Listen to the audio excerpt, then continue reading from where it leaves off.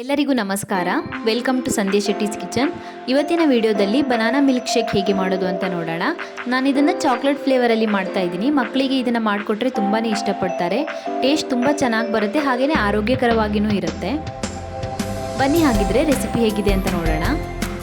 Banana shake ಮಾಡೋದಕ್ಕೆ ನಾನಿಲ್ಲಿ 2 ದೊಡ್ಡ ಸೈಜಿನ ಬಾಳೆಹಣ್ಣುಗಳನ್ನು ಚಿಕ್ಕ ಚಿಕ್ಕದಾಗಿ ಕಟ್ ಮಾಡಿ ರೆಡಿ ಮಾಡಿ ಇಟ್ಕೊಂಡಿದ್ದೀನಿ.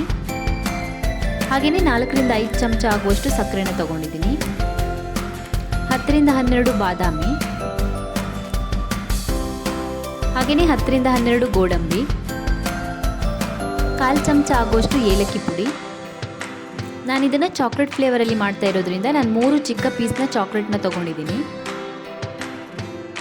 ಹಾಗೆಯೇ 2 ಲೋಟ ಆಗುವಷ್ಟು ಹಾಲನ್ನು ಕಾಯಿಸಿಬಿಟ್ಟು ತಣಿಸಿ ರೆಡಿ ಮಾಡಿ ಇಟ್ಕೊಂಡಿದ್ದೀನಿ. ಮೊದಲಿಗೆ ಎಲ್ಲ ಸಾಮಗ್ರಿಗಳನ್ನು ಒಂದು ಮಿಕ್ಸಿ ಜಾರಿಗೆ ಸೇರಿಸ್ಬಿಟ್ಟು ರುಬ್ಕೊಳ್ಳೋಣ. ಇದನ್ನು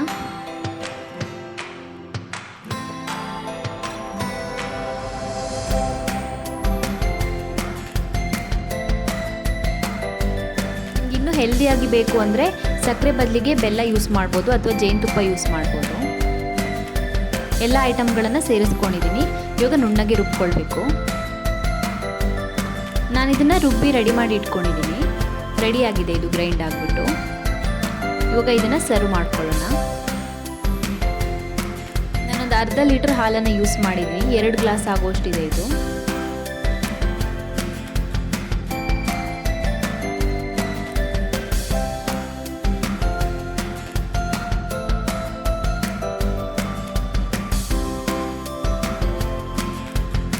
ಗಾರ್ನಿಶಿಂಗಿಗೆ ಸ್ವಲ್ಪ ಡ್ರೈ ಫ್ರೂಟ್ಸ್ನ ಚಿಕ್ಕ ಚಿಕ್ಕದಾಗಿ ಕಟ್ ಮಾಡಿಬಿಟ್ಟು ಮೇಲ್ಗಡೆ ಸೇರಿಸ್ಕೊಳ್ಳಿ.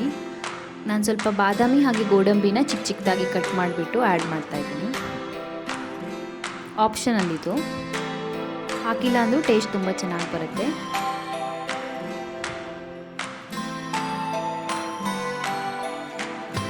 ಹಾಗೆಯೇ ಸ್ವಲ್ಪ ಚಾಕ್ಲೇಟ್ನ ಚಿಕ್ಕ ಚಿಕ್ಕದಾಗಿ ಕಟ್ ಮಾಡಿಬಿಟ್ಟು ಸೇರಿಸ್ಕೊಳ್ತಾ ಇದ್ದೀನಿ.